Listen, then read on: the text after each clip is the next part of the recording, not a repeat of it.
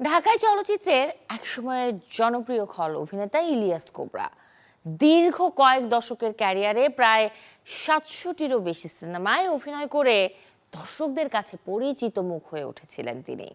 পর্দায় ভয়ঙ্কর খল চরিত্রে দেখা গেলেও ব্যক্তিজীবনে এখন সম্পূর্ণ ভিন্ন এক পথ বেছে নিয়েছেন এই অভিনেতা।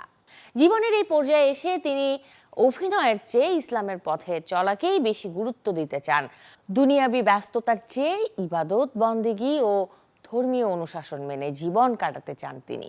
অভিনেতা বলেন, জীবনের অনেকটা সময় অভিনয়ে কাটিয়েছি, এখন বাকি জীবনটা আল্লাহর সন্তুষ্টি অর্জনের জন্য ব্যয় করতে চাই। অভিনয়ে ফেরার কোনো পরিকল্পনা নেই, ইসলামের পথেই থাকতে চাই।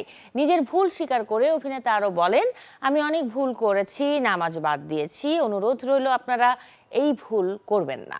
আমার যেহেতু টুডে টুমোরো চলে যেতে হবে, আজকেও কালকেও যে কোনো মুহূর্তে আমার চলে যেতে হবে, এর জন্য আমার এই জগৎটা অনেক আরাম লাগে, অনেক ভালো লাগে।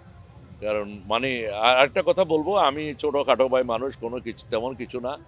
আমি আরেকটা কথা বলবো আপনাদেরকে, যারা মুসলিম ধর্মের মানুষ আছেন তাদের প্রত্যেকের প্রতি আমার একটু অনুরোধ থাকবে, আমি বুঝি নাই, আপনারাও ভুল করেন না। আমি অনেক সময় নামাজ পড়ি নাই, আপনারা সবাই নামাজ পড়বেন, কারণ আমাদের একজনকে হিসাব দিতে হবে, আল্লাহকে হিসাব দিতে হবে।